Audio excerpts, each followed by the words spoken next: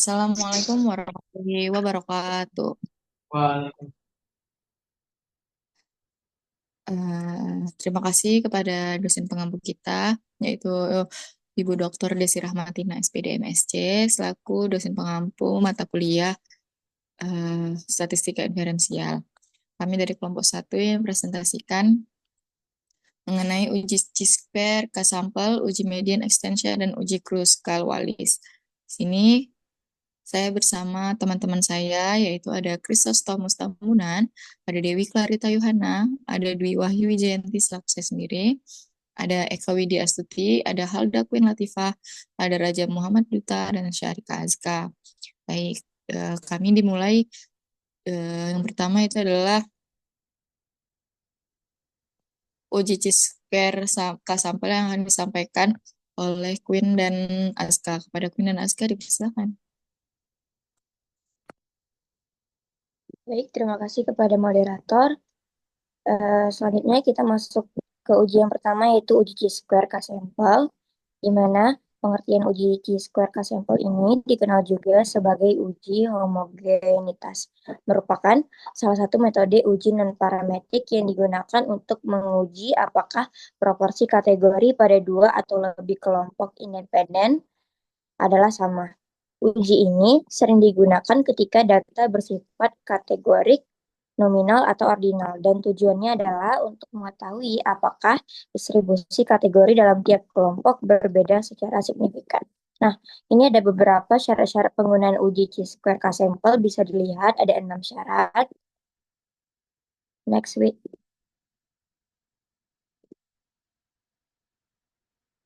Baik, selanjutnya di sini ada rumus statistik Chi-square K-sampel, di mana rumusnya X kuadrat sama dengan sigma I sama dengan 1 menuju R, sigma Y sama dengan 1 menuju K, FO dikurang F E kuadrat per FE. Di sini juga ada prosedur penyelesaian dalam melakukan uji Chi-square K-sampel. Ada 5 prosedurnya, teman-teman bisa lihat di sini. Kemudian kriteria pengujiannya, jika X kuadrat lebih besar dari X kuadrat A, K dikurang 1, R dikurang 1, maka H0 ditolak. Selanjutnya, contoh kasus yang disampaikan oleh Aska. Nah, kita memasuki ke contoh kasus di mana dalam suatu penyelidikan mengenai sifat dan akibat stratifikasi sosial dalam suatu anggota masyarakat kecil di negara A, peneliti menemukan bahwa anggota masyarakat itu membagi diri mereka ke dalam 4 kelas sosial 1, 2, 3, 4, di mana penelitiannya berpusat kepada korelasi stratifikasi antara kaum muda masyarakat tersebut. Satu di antara ramalan adalah para remaja dalam kelas sosial yang berlainan akan mencatatkan diri mengikuti kurikulum yang berbeda, persiapan perguruan tinggi, umum, perdagangan di suatu sekolah. Hipotesis ini diuji dengan mengidentifikasi keanggotaan kelas-kelas sosial dari 390 siswa SMA dan menentukan pendaftaran kurikulum masing-masing siswa tersebut. Berikut adalah tabel banyak siswa berdasarkan kurikulum SMA dan kelas sosialnya, di mana kita menggunakan alfa sama dengan 5%. Penyelesaiannya, yang pertama adalah menentukan hipotesis H0 dan HA. Di sana kalian bisa lihat sendiri H0 dan HA-nya apa. Lalu yang kedua adalah taraf signifikasinya tadi adalah 5%. Lalu yang ketiga adalah statistik hitung atau nilai Chi-square hitungnya. Kita menyiapkan dulu, tuh ada tabel frekuensi yang diobservasi, tabel banyak siswa berdasarkan kurikulum SMA. Lalu kita mencari frekuensi harapan dengan rumus berikut yang ada di situ. Di situ ada permisalan untuk mencari kelas satunya dengan hasil 7,27. Next, Dwi.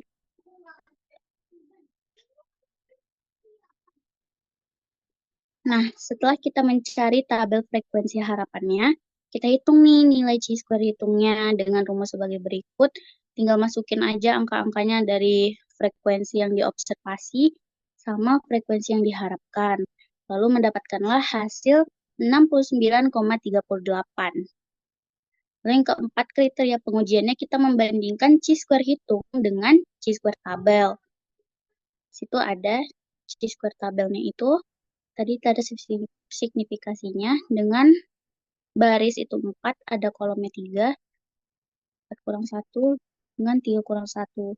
Sehingga didapatkanlah chi-square tabelnya adalah 12,5916, di mana lebih kecil dari 69,38, maka akan 0 ditolak. Jadi kesimpulannya adalah pada taraf signifikasi 5% diperoleh simpulan bahwa paling sedikit ada 2 proporsi siswa yang tercatat dalam ketiga kemungkinan kurikulum yang tidak sama antara kelas yang satu dengan yang lain. Saya kembalikan kepada moderator. Baik, terima kasih kepada Queen dan Askan telah menjelaskan singkat mengenai uji Chi-square sampel. Selanjutnya itu adalah uji secara SPSS yang akan dijelaskan oleh Dewi. Kepada Dewi dipersilahkan.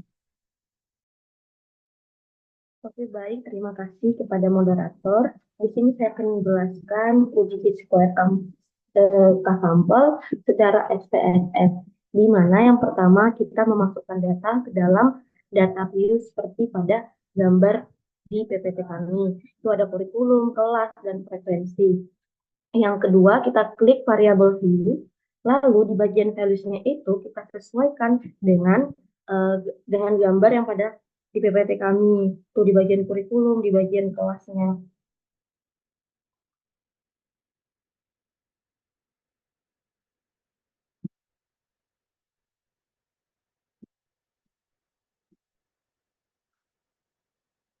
Selanjutnya, kita klik data, lalu kita klik lagi web case, lalu nanti akan muncul seperti ini. Teman-teman boleh sesuaikan pada gambar di bawah ini.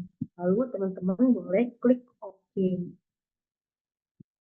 Setelah itu, teman-teman klik menu analyze ini, lalu nanti ada deskriptif statistik, lalu cross tabs, lalu nanti akan muncul seperti ini. Teman-teman juga boleh sesuaikan di mana kurikulum itu masuk ke kolom, yang kelas masuk ke row. Lalu teman-teman klik statistik, terus nanti klik Chi-square. Ini teman-teman centang Chi-square-nya, lalu teman-teman klik continue, lalu OK.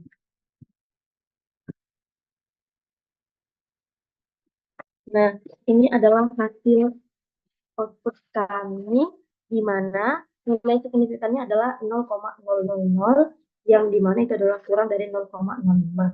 Sehingga K0 ditolak dan H1-nya diterima.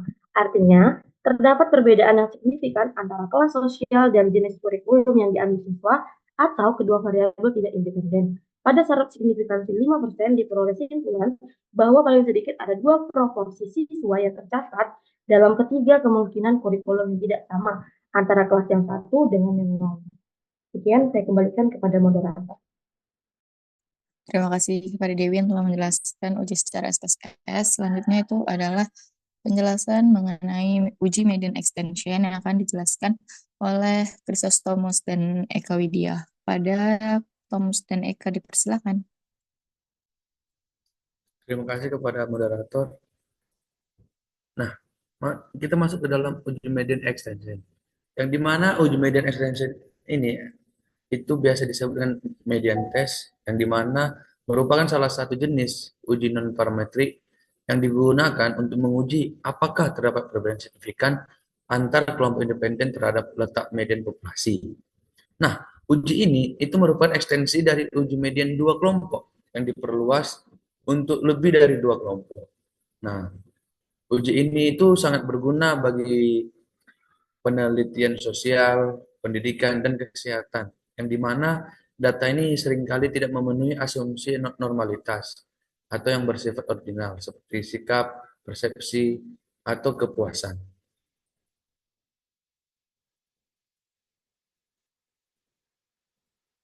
Nah, ada juga nih syarat dan asumsi di uji median extension apa aja sih? Nah, di dalam materi ini ada 6, yaitu yang pertama, data harus berada pada skala ordinal, interval, atau rasio, dan tidak boleh digunakan untuk skala nominal.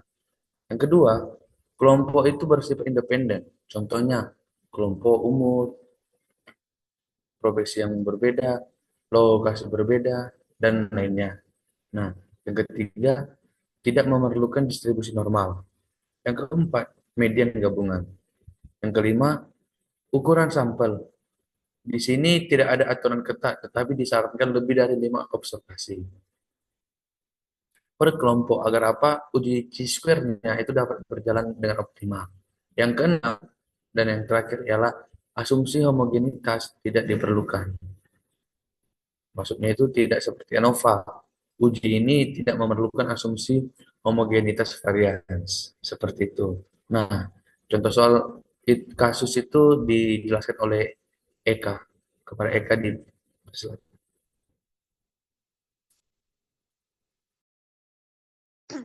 Nah, jadi ada contoh kasusnya, yaitu seorang peneliti ingin mengetahui apakah terdapat perbedaan median waktu belajar siswa dari 3 sekolah yang berbeda.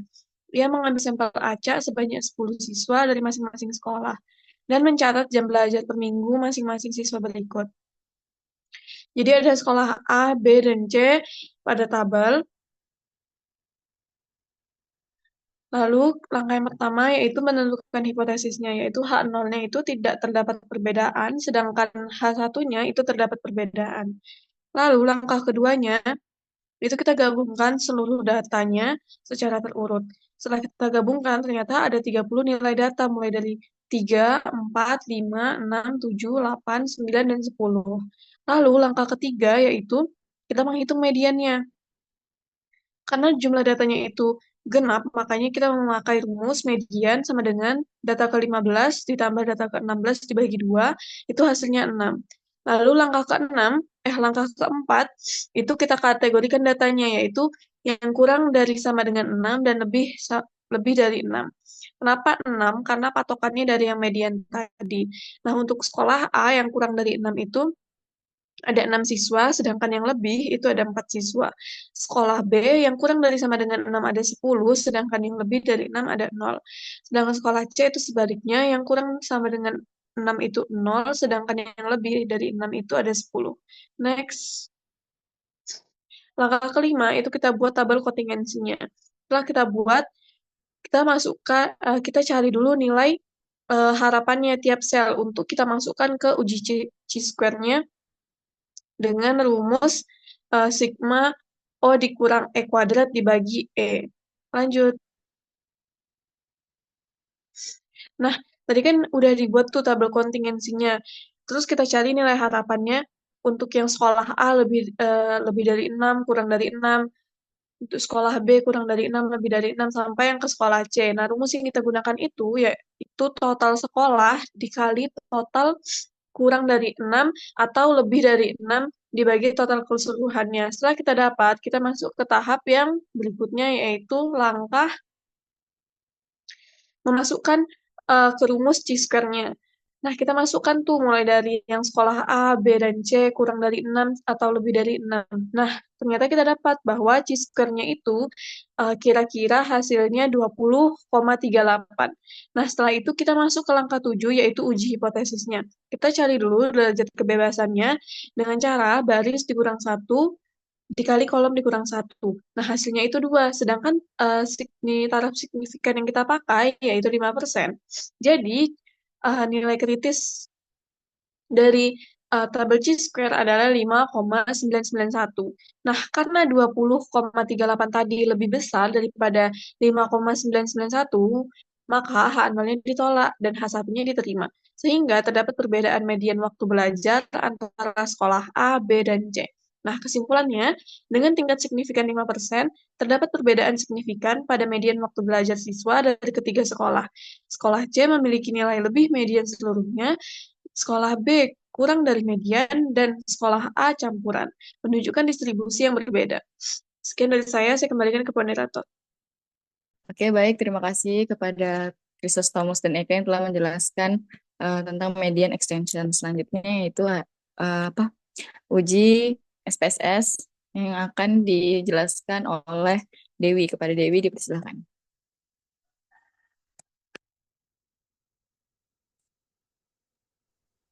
Oke, baik. Terima kasih kepada moderator. Di sini saya akan menjelaskan uji secara SPSS.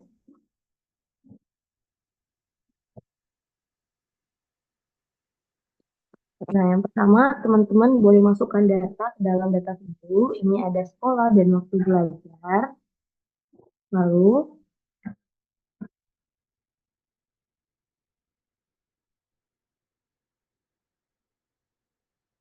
teman-teman klik variabel V. Terus di bagian values-nya ini yang sekolah, teman-teman boleh sesuaikan pada gambar yang ada di PPT kami. Selanjutnya, teman-teman klik menu Analyze, terus non-parametric test, terus teman-teman klik Legacy Dialog dan K-Independent Sample.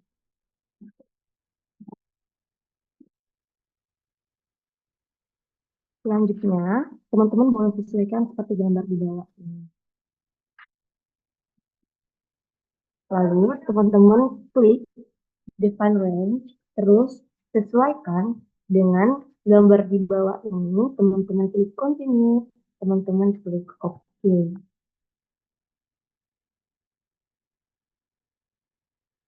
Nah, ini adalah hasil outputnya, di mana dari nilai T-square itu diperoleh 20,357, di mana T-square ini jika dibandingkan dengan tabel distribusi T-square dengan derajat kebebasan 2 dan tingkat signifikan 0,05, diperoleh nilai di tabel adalah 5,991. Maka nilai T-square lebih kecil dari nilai tabel distribusi. Nilai signifikannya adalah 0,000 lebih kecil dari 0,05, sehingga H0 ditolak dan H1 diterima, di mana artinya terdapat perbedaan yang signifikan antara median waktu belajar dari ketiga sekolah tersebut. Saya kembalikan ke moderator. Baik, terima kasih kepada Dewi yang telah menjelaskan uji SPSS. Selanjutnya yaitu adalah uji Kruskal-Wallis yang akan dijelaskan oleh saya dan Duta. Baik, uji Kruskal-Wallis adalah salah satu uji statistik non-parametrik yang dapat digunakan untuk menguji apakah ada perbedaan yang signifikan antara kelompok variabel independen dan variabel dependennya. Karena untuk melihat perbedaannya yang signifikan antar kelompok, uji ini tuh jelas digunakan untuk melihat perbandingan lebih dari dua kelompok populasi dengan data berbanding ranking. Ada syarat-syarat penting yang perlu diperhatikan pada uji Kruskal-Wallis. Yang pertama itu adalah data yang diperoleh haruslah tidak normal. Yang kedua, lebih dari dua kelompok sampel yang saling independen atau tidak berhubungan atau tidak berpengaruh antara satu dengan yang lainnya. Selanjutnya yang ketiga adalah sampel berskala ordinal atau interval. Nah, rumus yang didapatkan bisa dilihat pada gambar di sini dengan ada keterangannya masing-masing. Nah, untuk apa sih uji Kruskal-Wallis ini biasanya? Nah, digunakannya itu ketika data analis berskala ordinal atau interval. Nah, uji ini sangat tepat diterapkan dalam kondisi di mana terdapat tiga kelompok atau lebih yang bersifat independen. Artinya, data antar kelompok tidak saling berhubungan atau tidak berpasangan. Uji Kruskal-Wallis digunakan untuk menguji hipotesis nol bahwa sampel bebas berasal dari populasi yang sama. Selanjutnya itu adalah contoh kasus yang akan dijelaskan oleh Duta. Kepada Duta dipersilakan. Baik, terima kasih pada moderator. Di sini untuk contoh kasus Kruskal-Wallis itu terdapat seorang manajer regional ingin mengetahui apakah terdapat perbedaan jumlah penjualan unit gadget di tiga kota berbeda, kota A, kota B, dan kota C, yang mengumpulkan data penjualan dari masing-masing kota dalam periode waktu yang sama, misalnya harian, mingguan, atau bercabang. Berikut adalah data jumlah penjualan dalam unit yang tercatat. Bisa teman-teman lihat untuk kota A, kota B, dan kota C. Selanjutnya dengan taraf signifikan 5%, apakah terdapat perbedaan distribusi jumlah penjualan unit gadget di kota A, kota B, dan kota C? Next. Oke, langkah pertama seperti biasa kita membuat hipotesis untuk H0 dan H1-nya. Terus menentukan taraf signifikan yaitu sebesar 0,05 seperti yang di soal. Next, nomor 4 menentukan kriteria pengujian di mana sini H0 diterima apabila H atau nilai H itu lebih besar pada chi-square tabel atau H0 bisa diterima apabila nilai sig p-value-nya lebih besar pada 0,05. Nah, H0 juga bisa ditolak apabila H-nya itu lebih kecil daripada chi-square tabel atau H0 bisa ditolak apabila nilai sig p-value-nya lebih kurang dari 0,05. Nih, untuk tabelnya itu kita melakukan ranking, di mana keseluruhan dari data itu digabung menjadi satu dan kita meranking dari awal sampai akhir. Jadi nanti setelah itu kita pisahkan kembali sesuai dengan data di mana itu kota A, kota B, dan kota C. Lalu kita menjumlahkan ranking pada setiap kota. Di sini tertera jelas kota A itu 202 jumlah totalnya, kota B 13,5, dan kota C itu 250,5. Next. Oke, selanjutnya itu melakukan uji statistik. Jadi teman-teman masukkan kembali untuk nilai sigma R kuadrat per NJ. R kuadrat itu nilai ranking per kotanya atau ranking per sampelnya. Terus ranking per kelompoknya. Terus masukin 202 akar 2 per 12, terus 13,5 akar 2 per 12, terus 50, terus sampai hasil akhirnya itu 0,94. Terus kita cari lagi nih untuk nilai square tabel. Nah, kita pakai DFK kurang 1. Nanti dapat hasilnya 2 dengan taraf signifikan 0,5. Nanti teman-teman bisa lihat siswa tabelnya seperti apa. Di situ terdapat dapat hasil 5,991465. Nah, dari sini kan terlihat bahwasannya nilai H itu lebih besar daripada nilai C-square tabel. Maka H0 diterima bahwa tidak terdapat perbedaan distribusi jumlah penjualan unit gadget di 3 kota berbeda. Lanjut, next. Lalu, kita uji secara SPSS, di mana kita input datanya, terus pada kolom pertama itu satu kita labelkan, satu itu kota A, 2 kota B, dan 3 kota C. Next.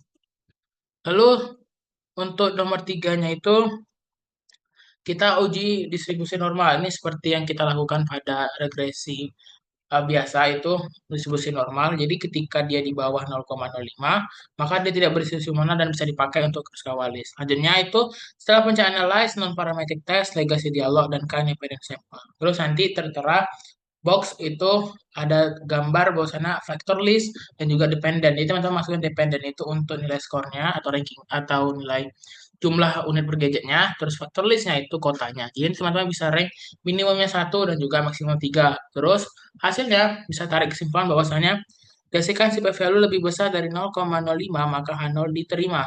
Tidak terdapat perbedaan distribusi jumlah penjualan unit gadget di 3 kota yang berbeda.